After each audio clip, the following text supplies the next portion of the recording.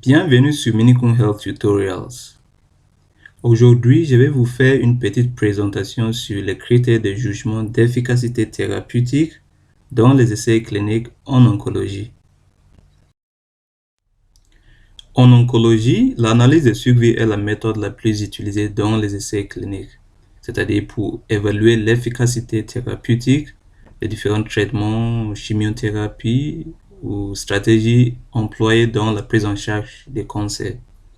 Maintenant, la question qu'on se pose d'abord, c'est pourquoi l'analyse de survie est la méthode la plus adaptée dans les essais cliniques en oncologie. C'est tout simplement parce que le pronostic des cancers est caractérisé par un très fort risque de décès ou même des complications, notamment des métastases, ainsi de suite. Donc, ce qui fait que par l'utilisation de l'analyse de survie comme une méthode d'analyse va nous permettre en fait d'évaluer l'efficacité thérapeutique, par exemple, ou bien de comparer l'efficacité thérapeutique entre deux chimiothérapies, par exemple, en fonction de la diminution des risques de décès, ou bien, si vous voulez, en fonction de la retardation du décès au cours du temps. Donc, le médicament qui retarde le plus le décès, c'est celui qui est le plus efficace par rapport à l'autre. Dans de nombreuses situations, l'objectif thérapeutique principal envisageable est de retarder la survenue du décès, comme j'ai cité. Cet objectif revient alors à vouloir augmenter la durée de survie des patients. Dans ces cas, on parle de ce qu'on appelle la survie globale, analyse de survie globale en fait. C'est-à-dire, on va suivre les individus dès la randomisation, c'est-à-dire les individus seront randomisés en deux groupes.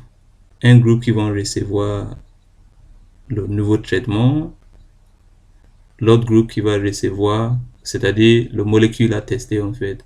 L'autre groupe qui va recevoir le traitement standard en fait. Maintenant, c'est quoi le principe ou bien l'objectif, comme j'ai dit, c'est d'évaluer l'efficacité thérapeutique de nouveaux médicaments, c'est-à-dire par rapport à l'ancien médicament, à travers la mesure de la durée de survie des individus dans l'étude. Et j'ai bien cité que le médicament qui va augmenter la durée de survie sera le médicament le plus efficace. Maintenant, en évaluant l'efficacité thérapeutique du médicament, qu'est-ce qui se passe? Les sujets qui vont participer dans l'étude vont aussi en profiter de se soigner de les cancers en fait. Voilà, donc après la randomisation, on va suivre les individus dès la randomisation jusqu'à la date des points et on va enregistrer des décès si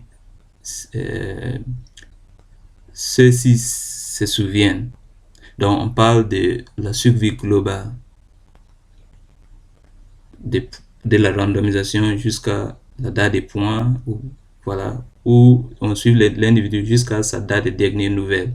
Parce que l'individu peut être perdu de vue, c'est-à-dire il peut, se retirer de l'étude, soit il peut être à la fin dans la censure droite en fait, c'est-à-dire voilà, dans la censure droite. Ici on ne parle que de la censure droite.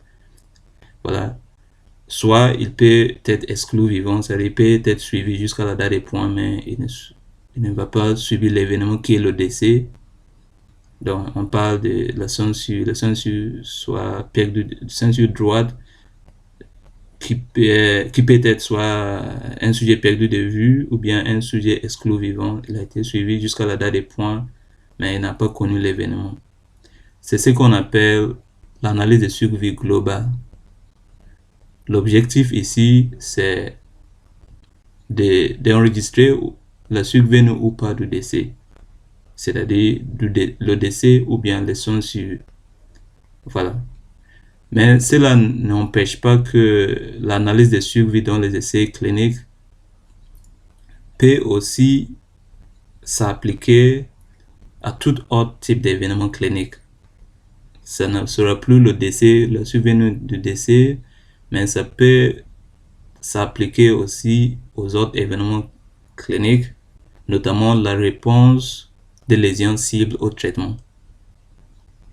Donc, on parle de plusieurs types de réponses. On peut avoir des réponses complètes, on peut avoir des réponses partielles, on peut parler de la stabilité de la lésion après le traitement, comme on peut parler de la progression tumorale, ainsi de suite. On va voir ça en détail.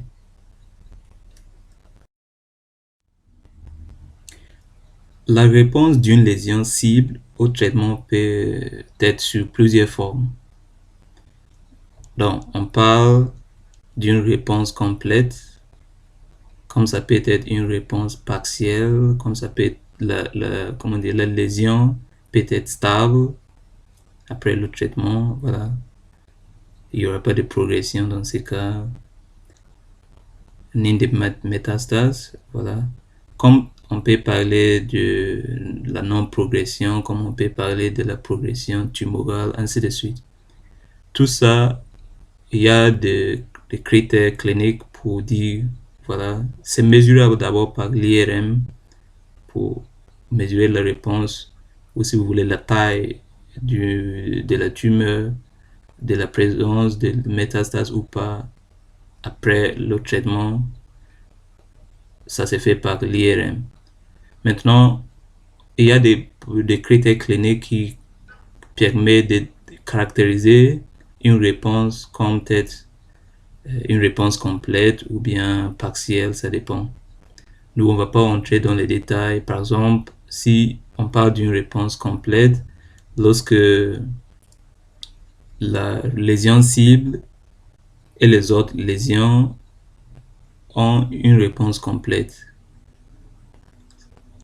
Donc, et il n'y a pas de nouvelles lésions, donc il n'y a pas de métastases et, comment dire, la taille de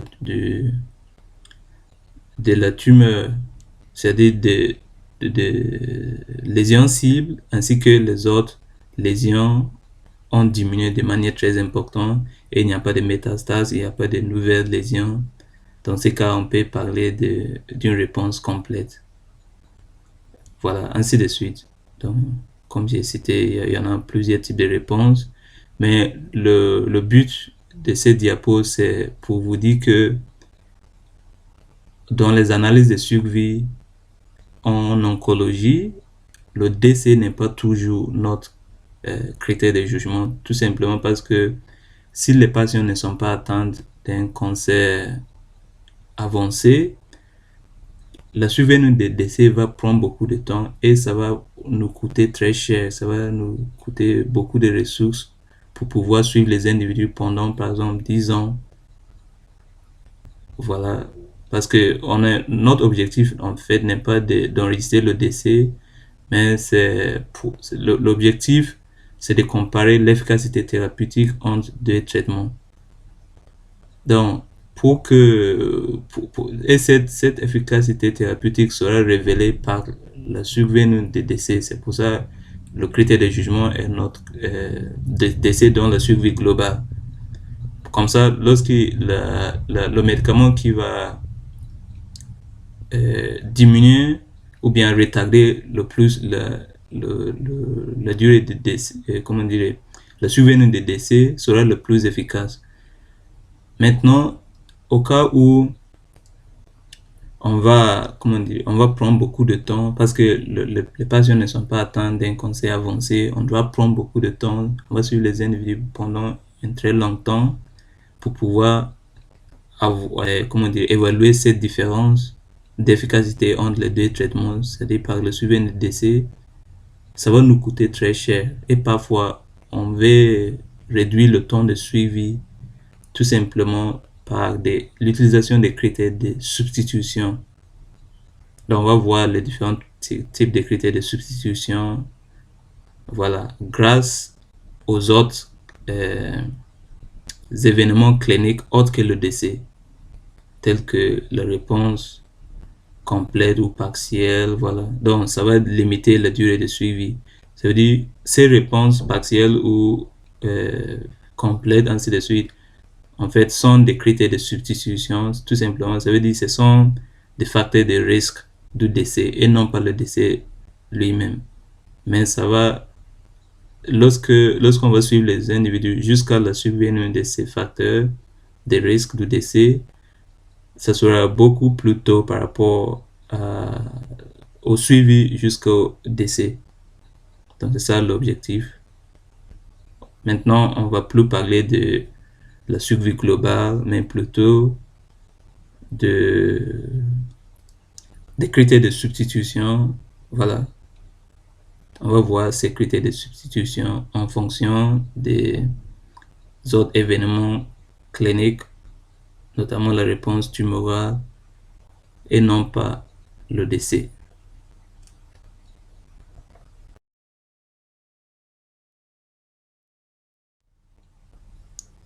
La survie globale, ou si vous voulez en anglais, Overall Survival, OS, c'est le gold standard en fait comme critère de jugement dans l'analyse de survie en oncologie.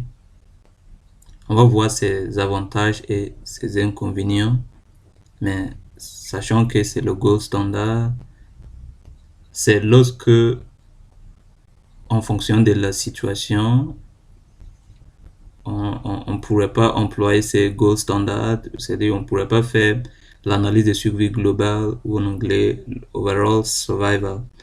C'est au cas où on ne pourra pas faire les analyses de survie globale qu'on sera obligé de faire recours aux critères de substitution en fait, qu'on va voir par la suite.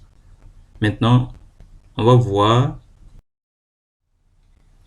les avantages et les inconvénients, si vous voulez, les désavantages de la survie globale, qui est le gold standard comme critère de jugement en oncologie dans les analyses de survie. D'abord, par définition, la survie globale représente le temps ou bien le délai entre la randomisation et la survenue du décès de toute cause. Donc, parmi ces avantages, c'est que ça mesure le bénéfice direct du traitement. Rappelons-nous que le but d'une analyse de survie, en fait, c'est de mesurer la durée de survie. Et c'est cette durée de survie qui va nous permettre d'évaluer l'efficacité du médicament. Un médicament qui permet une longue durée de survie est un médicament plus efficace par rapport à un médicament qui permet une courte durée de survie.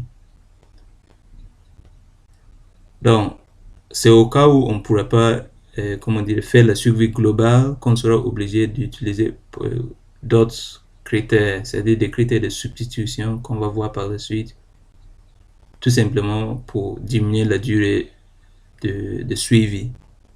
Parce qu'on ne peut pas, voilà, j'ai déjà expliqué ça. Donc, l'avantage de cette méthode, c'est que ça nous permet d'évaluer le bénéfice direct, c'est-à-dire l'efficacité thérapeutique directe de nouveaux molécules qu'on cherche à étudier sur la base de sa retardation ou pas de la durée de survie. Voilà.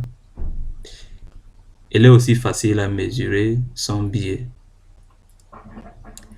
Parmi les désavantages de la survie globale, c'est que ça peut nécessiter une population d'essais plus importante.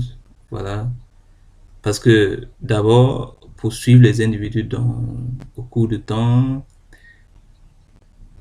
il faudrait un effectif très important pour avoir plus de chances d'enregistrer les décès en fait. Parce que s'il y a très peu de gens, et imaginez ces individus qui ne sont pas nombreux, sont tous ne sont pas, sont tout atteintes, par exemple, des cancers, comment dire, pas avancés, ça va prendre beaucoup de temps pour pouvoir enregistrer des décès, en fait.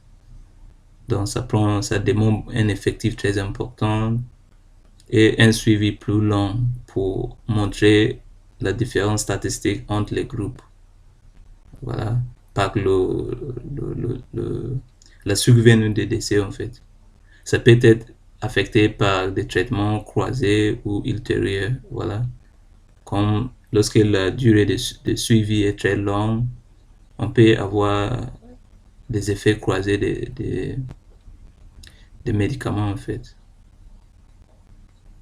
Et nos résultats seront biaisés.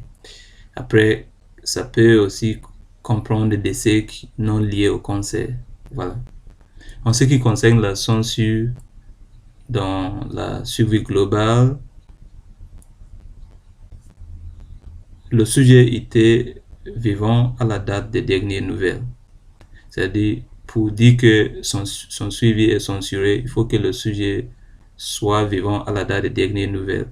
Soit il sera dans la censure droite, bien sûr, soit il sera exclu vivant, c'est-à-dire il sera suivi jusqu'à la date des points, mais il n'a pas suivi l'événement qui est le décès, soit il a été perdu de vue à la date des dernières nouvelles, pour pouvoir dire que son suivi est censuré.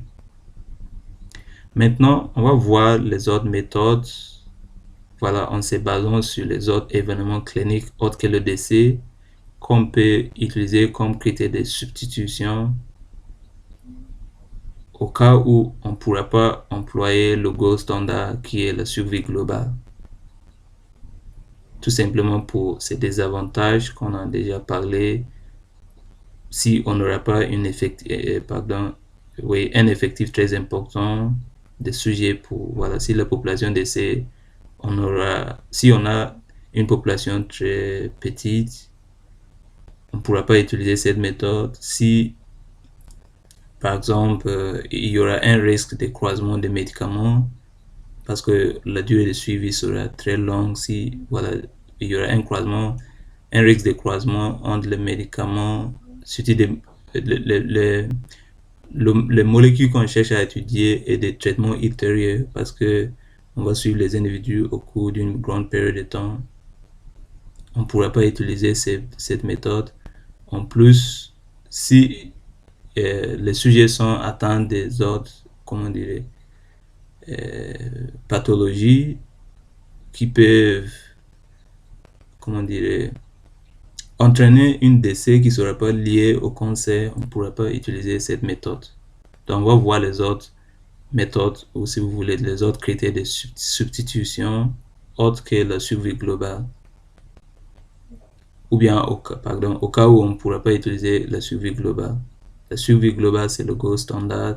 En fait, c'est la méthode la plus utilisée et la première méthode à considérer dans l'analyse de survie en oncologie.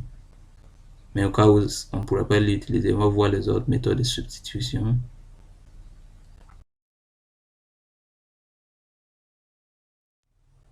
Maintenant, on va voir les différents critères de substitution du gold standard qui est la survie globale.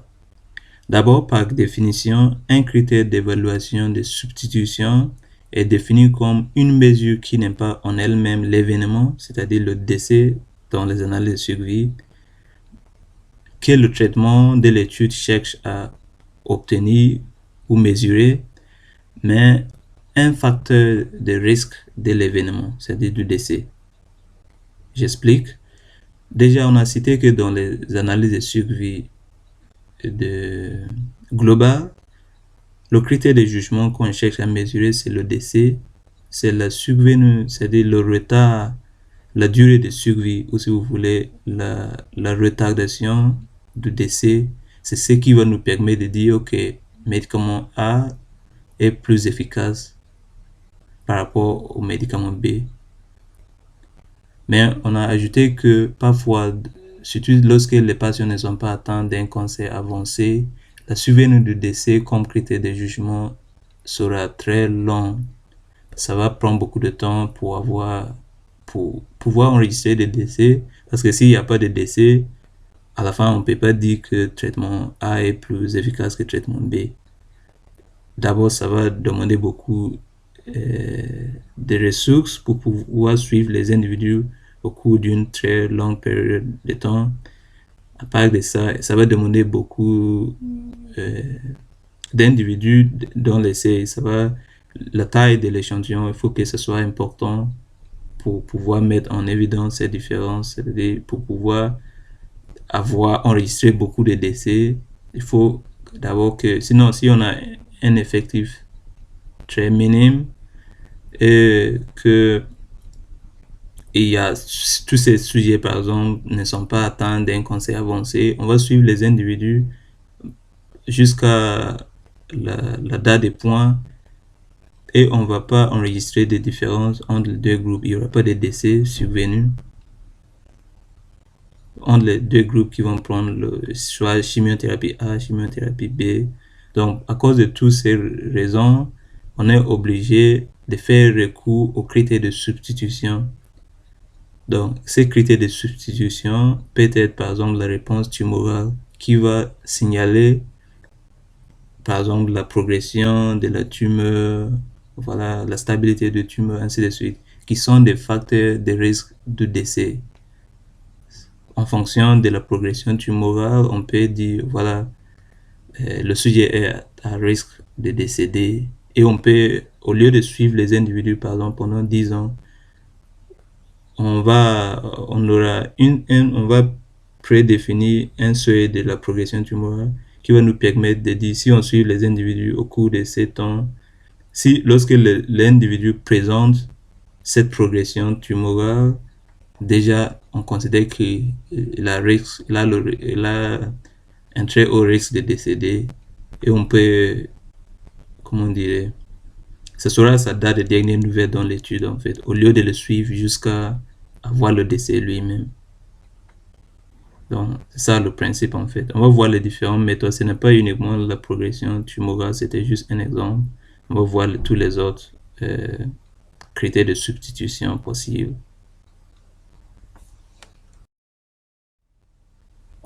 En anglais, les critères de substitution s'appellent surrogate endpoints. Et comme premier critère de substitution qu'on va voir, c'est le temps jusqu'à la progression tumorale, appelé en anglais Time to Tumor Progression, abbrévié comme TTP. Par définition, le temps jusqu'à la progression tumorale comme critère de substitution, c'est-à-dire de la survie globale, c'est défini comme le temps de la randomisation jusqu'à la progression tumorale. À noter que ces critères n'incluent pas les décès. Donc, ça veut dire que c'est beaucoup plus court par rapport à la survie globale. Ça n'inclut pas le décès, c'est-à-dire c'est juste de la randomisation, bien de la date d'origine ou de l'inclusion jusqu'à la progression tumorale. Ça dépasse pas ça. Donc on parle de la progression tumorale objective, voilà. Parmi les avantages de cette méthode, c'est que l'échantillon est beaucoup plus petit par rapport à la survie globale. Voilà, tout simplement parce que la différence est, comment dirais, en fonction de la,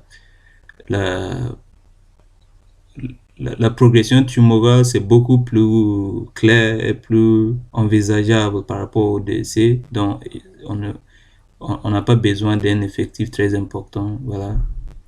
À part de ça, comment on dirait, cette méthode ou bien le critère de substitution de TTP n'est pas affecté par des traitements croisés ou ultérieurs par rapport à la survie globale, tout simplement parce que la durée de survie est réduite. dans le TTP. On va suivre les individus jusqu'à la progression tumorale, c'est tout. Voilà, on va pas, comment dire, continuer jusqu'au décès, dont la durée est beaucoup plus réduite. Et pour cette raison, on aura très peu de risques de traitements croisés. Parce que lorsqu'on suit les individus pendant... D'abord, on doit savoir que le cancer, c'est une maladie chronique. Et généralement, on utilise plusieurs, comment dire, médicaments pour pouvoir gagner la vie du patient. Voilà. Donc, ça veut dire en fonction de la durée de survie, lorsque la durée est très importante, si on va suivre les individus pendant une très grande période, ça veut dire qu'on aura un très grand risque d'administrer des médicaments ultérieurs, voilà, qui peuvent avoir des effets croisés, voilà, avec les médicaments qu'on cherche à étudier leur efficacité.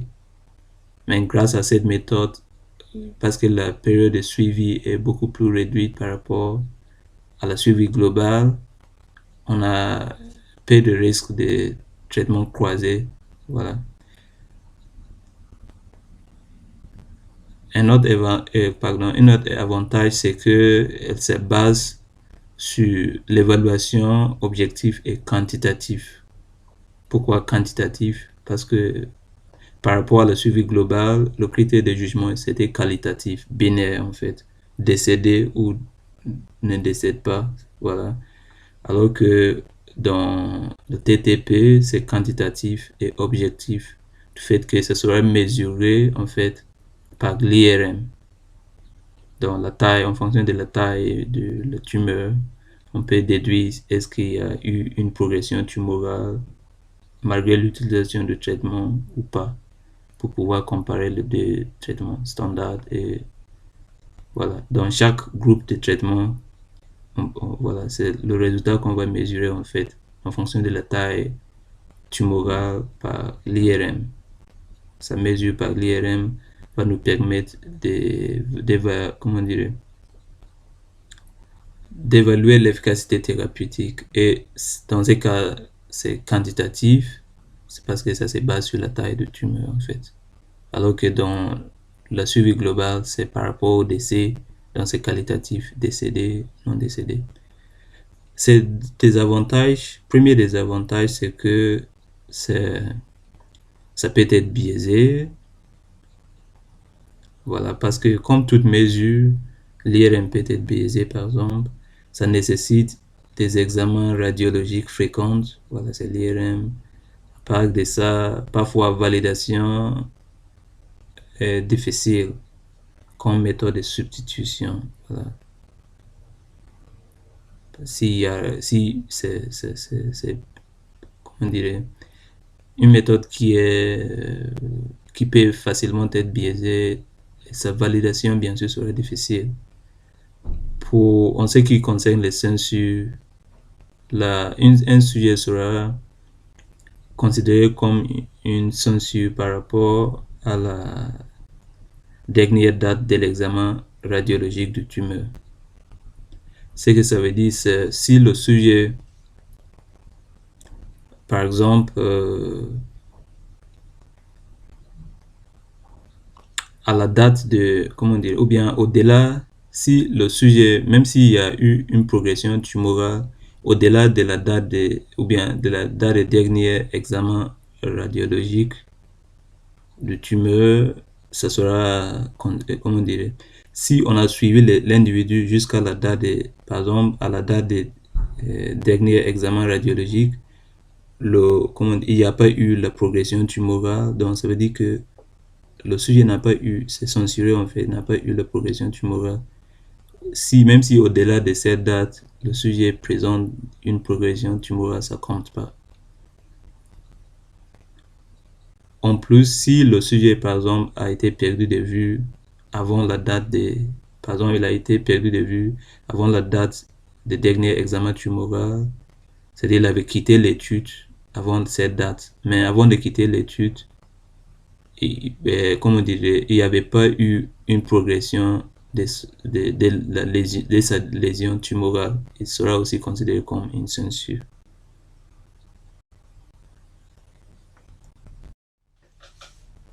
Le deuxième critère de substitution de la survie globale qu'on peut utiliser, c'est la survie sans progression, appelée Progression Free Survival, PFS.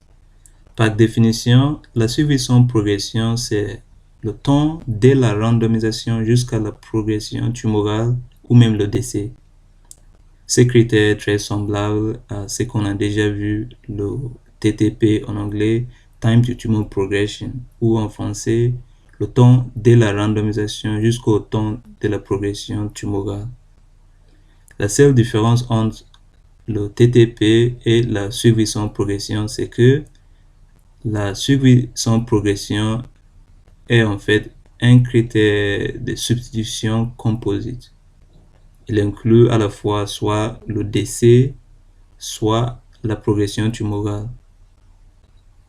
Alors que le précédent, qui est le TTP, n'inclut que la progression tumorale comme événement. Mais que ce soit la survie sans progression ou bien le critère de temps de la randomisation jusqu'au temps de la progression tumorale, les choses qu'ils ont en commun, c'est que les deux mesurent la progression tumorale. C'est-à-dire, c'est pour ça qu'on parle de survie sans progression, c'est-à-dire à l'état de base ou initial, les sujets sont atteints de cancer en fait, mais les maladies, n'est pas encore, les tumeurs ne sont pas encore progressées, voilà. Donc c'est pour ça qu'on dit progression free, c'est sans progression. Les sujets atteints de cancer, mais sans progression. En ce qui concerne ces avantages, c'est pareil. Voilà, il nécessite une petite échantillon et c'est un avantage par rapport à la survie globale qui nécessite une taille très importante d'échantillon. Deuxièmement, il n'est pas affecté par des traitements croisés parce que la durée de suivi aussi est courte. Troisièmement, il est aussi basé sur une évaluation objective et quantitative du fait que il se base sur la réponse tumorale qui est la progression en fait de tumeur, c'est-à-dire la mesure de la taille du tumeur par l'IRM. Voilà, donc c'est quantitatif par rapport au critère de survie globale qui est qualitatif, c'est décès ou ne pas décédé. Voilà. Après, la chose la plus importante qui différencie peut-être la survie sans progression de la survie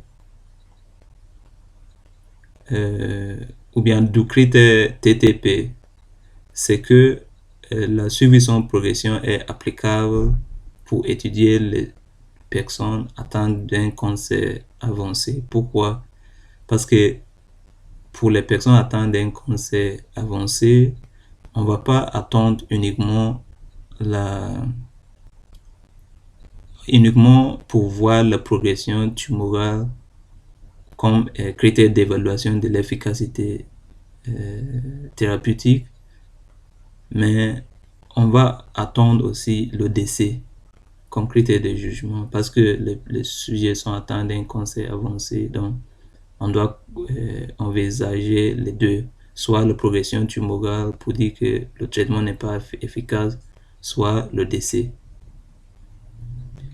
En ce qui concerne ces désavantages, c'est que la survie sans progression peut être biaisée comme le TTP. Il nécessite aussi des examens radiologiques fréquents, l'IRM, et aussi la validation est parfois difficile comme méthode de substitution. Tout à fait pareil, voilà.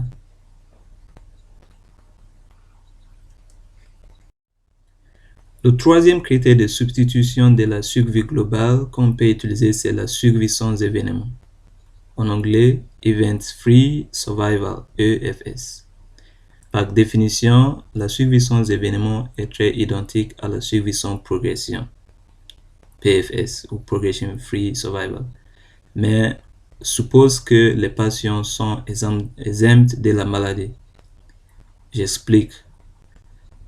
Parfois, en oncologie, si on a déjà administré des médicaments au sujet ou bien atteint des cancers dans les deux groupes ou bien bras des traitements qu'on cherche à comparer, si ils ont déjà reçu des traitements, mais on cherche à renforcer l'efficacité des traitements reçus en premier temps par des adjuvants.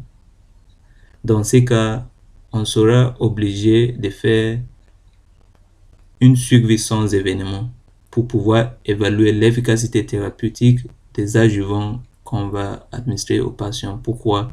Parce que les patients sont déjà, on suppose qu'ils sont exempts de la maladie parce que suite à la première ou bien au premier anticancéreux qu'on les a donnés dans les deux groupes, on suppose qu'ils sont déjà guéris ou bien d'une manière de la maladie, mais on cherche à renforcer ces deux médicaments qu'ils ont déjà reçus précédemment par des adjuvants. Dans ces cas, si on veut évaluer l'efficacité thérapeutique des adjuvants, donc on doit mesurer le critère de jugement sera en fait la suivi sans événement, c'est-à-dire du temps d'administration de deux médicaments ou bien des adjuvants jusqu'à la progression, si vous voulez, de la maladie, au cas où, ou même jusqu'au décès. Donc, pour pouvoir comparer l'efficacité de ces deux nouveaux adjuvants, en fait. L'avantage, c'est que c'est applicable, comme j'ai dit, à l'étude de l'efficacité des adjuvants avec des patients pour lesquels la maladie ou cancer a été déjà ou précédemment enlevé, par exemple chirurgicalement, ou bien soit c'était déjà traité par des anticancéreux. Voilà, donc on veut renforcer l'efficacité de ces nouveaux ou bien des anticancéreux précédents par des adjuvants.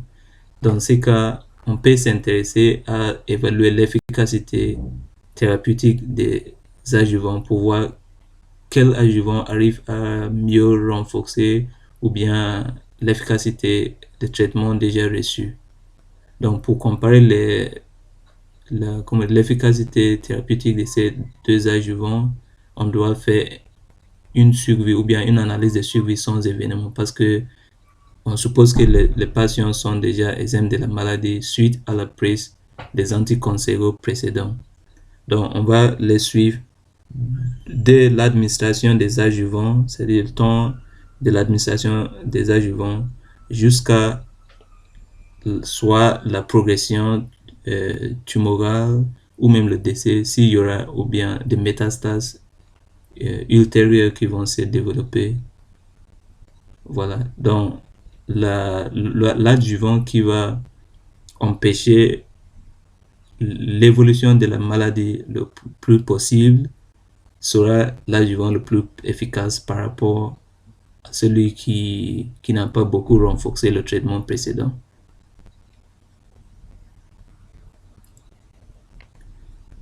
Le quatrième critère de substitution de la survie globale qu'on peut utiliser, c'est ce qu'on appelle le temps jusqu'à l'arrêt du traitement. En anglais, time to treatment failure. Donc, par définition, le time to treatment failure, ou si vous voulez, le temps jusqu'à l'arrêt du traitement, c'est défini comme le temps de la randomisation jusqu'à l'arrêt du traitement pour toute cause. Parfois, il y a des traitements à des effets indésirables très graves que on sera obligé d'arrêter le traitement pour parfois pour que ou bien si par exemple voilà s'il y a des complications liées aux médicaments et qui peuvent causer ou bien, comment dire des décès ou bien des effets indésirables très graves, on sera obligé d'arrêter le traitement. Donc, on doit envisager comment dire, l'arrêt du traitement pour sa toxicité, par exemple. Et dans ces cas, on doit, voilà, on va, ça veut dire la durée de survie sera mesurée uniquement du temps de l'administration du médicament jusqu'à l'arrêt du médicament. Donc, comme avantage, il est utile au cas où la toxicité est potentiellement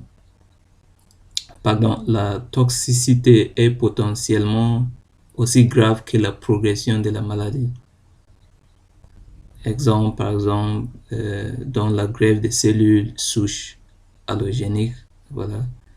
C'est-à-dire les cellules souches, dans la grève des cellules souches allogéniques, c'est-à-dire de la moelle.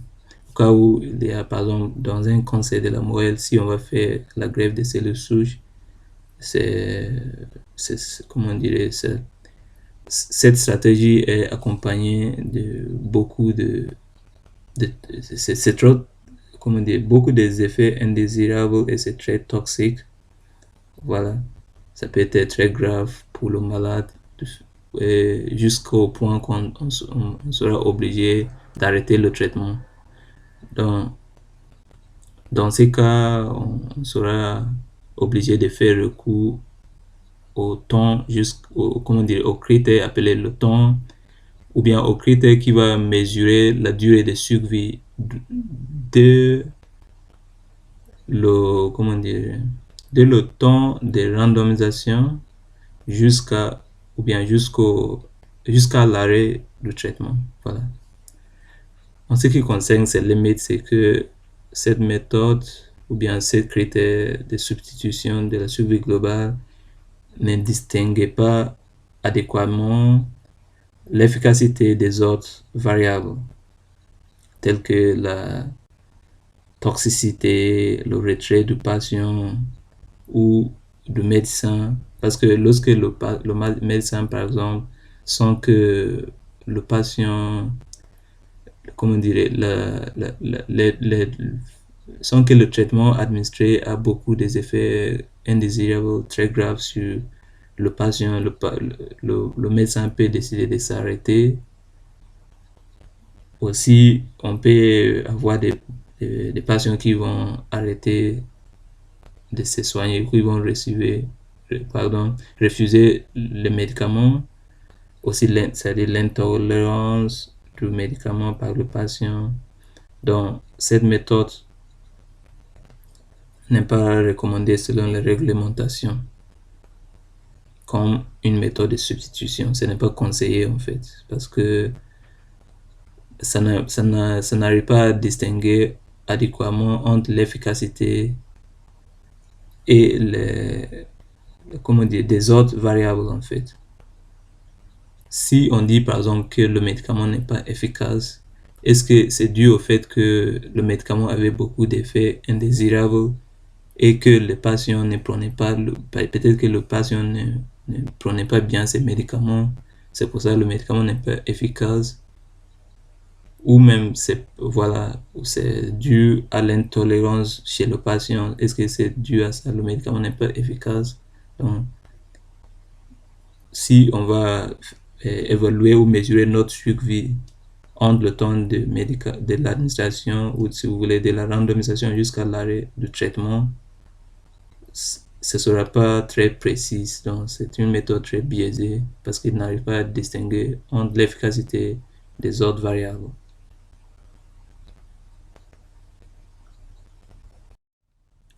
Le cinquième critère de substitution de la survie globale qu'on peut utiliser, c'est ce qu'on appelle en anglais Time to Next Treatment, TTNT. Par définition, c'est le temps entre la fin du traitement primaire ou précédente et l'institution de la prochaine thérapie ou traitement. Parfois, dans les maladies incurables, par exemple, si le cancer n'est pas guérissable, qu'est-ce qu'on peut faire? On essaie de donner le maximum de traitements les plus efficaces aux patients pour pouvoir gagner les vies, en fait, pour pouvoir augmenter l'expérience de vie post-cancer, en fait, ou bien post-cancérologique, si vous voulez. Donc, on sait bien que la maladie ne peut pas être guérie, mais on essaie quand même. C'est comme, par exemple, il y a certaines maladies comme les hépatites B, voilà, même certains cancers, comme on est en oncologie, on ne peut pas guérir la maladie, mais on essaie d'augmenter l'espérance de vie. Donc, on va les donner beaucoup de médicaments au fur et à mesure pour pouvoir gagner les vies. Et pour cette raison, on peut s'intéresser à mesurer l'efficacité entre deux médicaments administrés à deux groupes. Voilà, on peut par exemple évaluer l'efficacité entre deux médicaments on cherche à évaluer l'efficacité en les donnant au sujet atteint de cancer en fait inguérissable par exemple, ou bien incurable, voilà. Et on cherche par exemple à évaluer l'efficacité de ces deux traitements. Dans ce cas, on doit utiliser un critère de substitution de la survie globale qui est ce qu'on appelle time to next treatment. Donc, l'avantage, comme j'ai dit, c'est pour les maladies incurables, peut-être, et ça peut fournir un critère d'évaluation significatif pour les patients. C'est-à-dire, ça peut améliorer soit les qualités de vie. Pour les maladies qu'on ne peut pas guérir, le plus souvent, on s'intéresse à l'amélioration de la qualité de vie, voilà, dans ces cancers qui ne peuvent pas être guéris.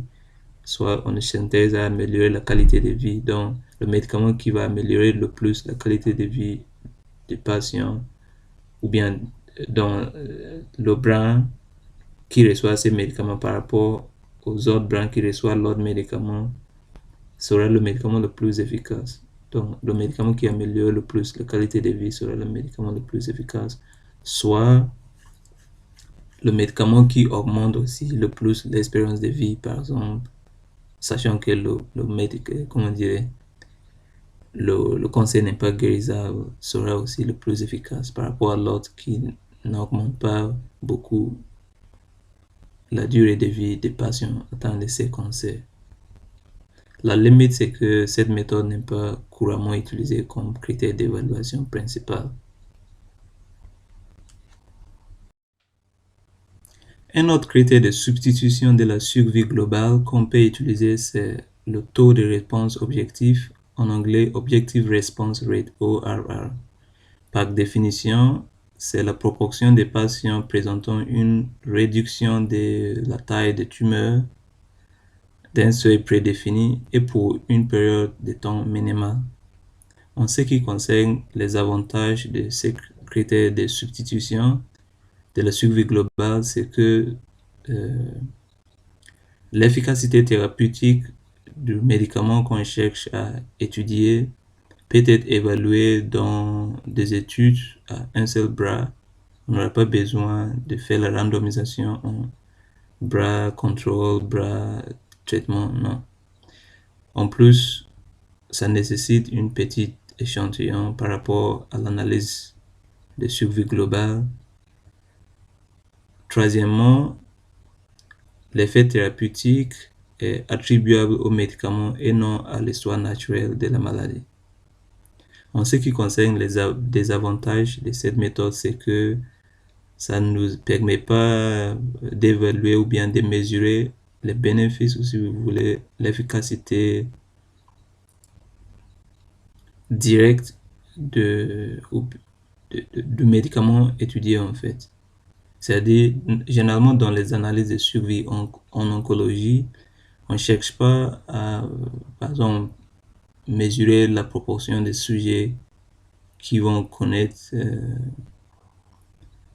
une, comment dirais, une diminution importante dans les tailles de tumeurs. On ne s'intéresse pas à la diminution dans la taille des tumeurs, mais généralement dans les analyses de survie, on cherche à étudier, c'est-à-dire comment dirais, la,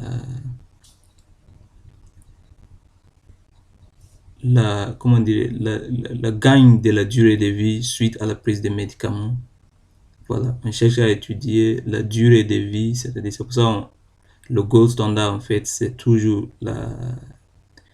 l'analyse des, comment dire, de survie globale, parce que là, le critère de jugement, c'est la survenue ou pas du décès. Dans ces cas, l'analyse, c'est de la durée de survie de l'individu. Donc ça, c'est direct. C'est ça l'objectif dans les analyses de survie en oncologie, dans les essais cliniques.